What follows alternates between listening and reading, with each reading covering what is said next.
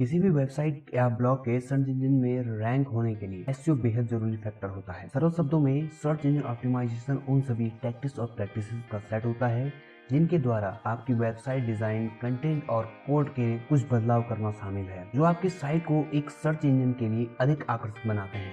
ताकि search engine आपकी website को सर्च इंजन रिजल्ट पेजेस पर टॉप रिजल्ट के रूप में प्रदर्शित करें। सामान्य तौर सर्च इंजन ऑप्टिमाइजेशन को दो भागों में वर्गीकृत किया जाता है, लेकिन कार्यप्रणाली के आधार पर अब 3 प्रकार से इनका क्लासिफिकेशन किया जा सकता है। पहला ऑन पेज एसईओ, दूसरा ऑन साइट के टेक्निकल एसईओ और उसके बाद आता है of page SEO. On page SEO उन सभी की फैक्टर्स का ऑप्टिमाइजेशन होता है जिनको सामान्य रूप से देखा और समझा जा सकता है। कहने का अर्थ है कि आपकी वेबसाइट के वे सभी पहलू जिन पर आपका पूर्ण रूप से नियंत्रण होता है, जैसे title, Meta tag, heading, internal link, image name, all tag, user experience और यूजर इंटरफेस जैसे कई जरूरी फैक्टर। हालांकि यह बेहद आसान प्रक्रिया है, लेकिन इसका सही प्रयोग करने पर ही यह एक अच्छा रिजल्ट आपको दे सकती है। इसके बाद हम बात करते हैं ऑन साइट एसईओ या टेक्निकल एसईओ में। टेक्निकल एसईओ उन सभी फैक्टर का सेट होता है जहां पर टेक्निकल टर्म जो होते हैं वो अधिक होते हैं। वास्तव में जो ऑन साइट एसईओ है या टेक्निकल एसईओ है वो ऑन पेज एसईओ का ही हिस्सा माना जाता है, लेकिन वर्तमान समय में काफ़ी स्पष्टता के लिए और उसकी गहराई से डीप स्टडी के लिए इसे अलग हिस्सा माना जाता है। टेक्निकल एसईओ काफ़ी महत्वपूर्ण होता है और इससे आपकी साइट की जो सर्च इंजन के लिए जो टेक्निकल रिक्वायरमेंट्स हैं वो उससे फुलफिल की जाती है। इसके अंदर इंडेक्सिंग फैक्टर्स आते हैं, क्रॉलिंग फैक्टर्स आते हैं, जैसे कि एक्सएमएल साइट मैप्स का हो गया, डुप्लीकेट कंटेंट का इशू हो गया, hreflang का मसला हो सकता है, यूआरएल स्ट्रक्चर की बात हो सकती है, site architecture, canonical tag, 404 pages और रिडक्शन जैसे कई जरूरी फैक्टर इसमें रहते हैं। इसके बाद ऑफ पेज ऑप्टिमाइजेशन सभी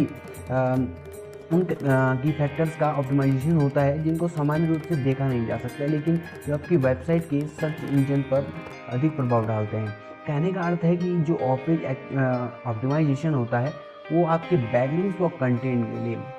जो उसके बैकलिंक्स और कंटेंट है आपकी वेबसाइट के लिए, आपके वेब पेज के लिए, वो उसके टॉप फैक्टर होते हैं। वास्तव में off page optimization world wide web या इंटरनेट पर अपनी प्रॉपर्टी यानी आपकी वेबसाइट की अथॉरिटी बढ़ाने की प्रैक्टिस होती है, जिससे आपको न सिर्फ हाई ट्रैफिक मिलता है बल्कि आपकी साइट की सर्च रैंकिंग भी इम्प्रूव होती है। अब हम बात करने वाले हैं कि एसईओ की दृष्टि से ऑफ पेज एसईओ क्यों बेहद जरूरी प्रक्रिया है।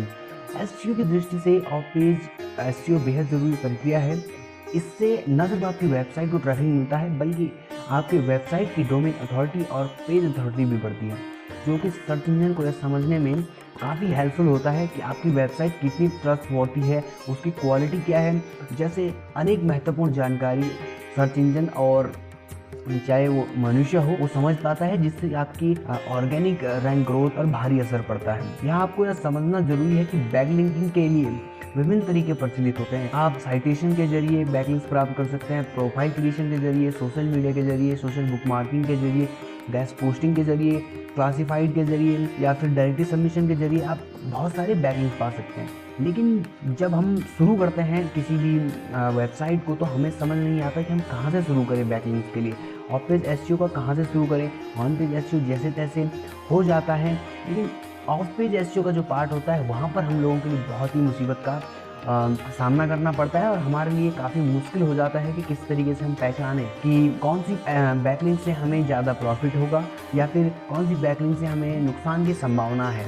तो सबसे आसान जो तरीका रहता है इसमें वो रहता है कि आपके जितने भी आपकी नीड से रिलेटेड, आपके प्रोडक्ट या सर्विस से रिलेटेड जितने भी टॉप कंपटीटर्स आपके हैं जो रैंक कर रहे हैं उनकी आप रिसर्च कर सकते हैं। जब आप अपने कंपटीटिव साइट या उनके बैकलिंक रिसर्च करते हैं तो आपको इन बातों का ध्यान रखना चाहिए कि आपको हाई क्वालिटी बैकलिंक जो उसकी बना रखी हैं और आप भी उसे प्राप्त कर सकते हैं, उनके लिए प्रयास करना चाहिए। वहाँ पर आपको ये भी देखना चाहिए कि जो बैकलिंक्स हैं वो हाई DAPS साइट से आ रहे हो रहे हों या उसकी लिंक रेलेवेंसी कैसी है, उससे आपके जो टॉपिक है उससे रिलेटेड आपको बैकलिंक मिल रहा है या नहीं मिल रहा है। और ये रेलेवेंट ब्लॉग और जो वेब पेज है उससे अगर आपको नो फॉलो बैकलिंक भी मिलता है तो कई बार देखने को मिलता है, जैसे कि अगर हम बात करते हैं नो फॉलो बैकलिंक्स की, तो विकिपीडिया हो गया या फिर ऐसे बहुत सारी हाई अथॉरिटी की साइटें हैं जहाँ पर आपको नो फॉलो बैकलिंक्स मिलता है, बट वो आपके लिए परिणामी रूप से अगर टोटल चीज़ों को देखें तो वो आपकी डू फॉलो के तरह ही काम करता है और आपको काफ़ी कुछ आपकी लिंक्स को जो वरीयता मिलती है उससे काफ़ी फ़ायदा होता है। इसके अलावा हम क्या करते हैं कि हम कोशिश करनी चाहिए कि जो बैकलिंक आप ले रहे हो वो मोबाइल फ्रेंडली साइट्स हों, यानी कि काफ़ी अच्छी साइट हो, यूज़र उस पर काफ़ी सारा इंटरेक्ट हो, पहले से ही वो गूगल के अंदर या फिर किसी भी सर्च इंजन के अंदर ट्रस्ट वॉर्थी हो। इसके अलावा हम क्या करते हैं कि लिंक बिल्डिंग के टाइम हमें क्या करना चाहिए, जब हम पेज एसईओ कर रहे होते हैं तो जब भी हम लिंक बनाते हैं तो हमें अपने जो हमारा लिंकिंग पेज है जिसे हम लिंक कर रहे हैं अपने वेबसाइट के अंदर, उसमें हमें एक कीवर्ड्स का इस तरीके से यूज़ करना चाहिए कि जो आपके कंटेंट से रिलेटेड हो। आपको रैंडम तरीके से आप अपने लिंक के लिए उसका प्रयोग कर सकते हैं। इसके अलावा इंटरनल लिंकिंग भी बहुत ज़रूरी फैक्टर होता है ऑफ पेज के अंदर। इसके अलावा सीलो पेजेस का जो स्ट्रक्चर होता है कि किस तरीके से आपका ब्लॉग आर्किटेक्ट होना चाहिए, वो सारी चीज़ें हैं। इसके बाद थीमेटिक कीवर्ड्स या फिर लॉन्ग टेल कीवर्ड्स हो गए, इन सभी चीज़ों का आपको अपने कंटेंट के अंदर इस्तेमाल करना चाहिए और हमेशा कोशिश करनी चाहिए कि जो आपका कंटेंट है वो बिल्कुल ही आपके द्वारा बनाया गया हो, कहीं से कॉपी ना किया गया हो और काफ़ी अच्छी क्वालिटी का आप कंटेंट यूज़र को प्रोवाइड कर रहे हैं। यहाँ पर मैं आपको एक बहुत ज़रूरी बात बता दूँ, ये काफ़ी ज़रूरी और की फैक्टर है कि एसईओ में आपको यह चीज़ जानना बेहद ज़रूरी है कि लगभग सभी की टेक्निक जो होती है वो एक जैसी होती है। सभी को पता होता है कि आपको इन तरीक़ों से बैकलिंक्स लेके आने हैं, लेकिन आपको कोई नहीं बताता कि क्या स्ट्रेटजी वो अपनाते हैं कि जिससे उनको बेहतर जो आपको लिंक मिलते हैं वो मिलते हैं। तो आपको यहाँ पर ध्यान रखना है कि आपको अपनी स्ट्रेटजी को दूसरे से यूनिक और बेटर करना होगा ताकि आप उससे जल्दी ग्रो कर सकें। आपका कंपटीटर क्या कर रहा है उसकी तरह फॉलो करो, लेकिन उससे भी अच्छा आपको करना होगा, उससे भी बेटर आपको करना होगा, तभी जाके आप अपने प्रोडक्ट को, अपनी सर्विसेज को, अपनी वेबसाइट को ग्रो कर पाओगे। तो चलिए आज के सेशन में इतना ही। उम्मीद करता हूँ आपको ये पॉडकास्ट पसंद आ रहा होगा और जल्दी मिलेंगे आपको अगली कड़ी में। तब तक के लिए धन्यवाद।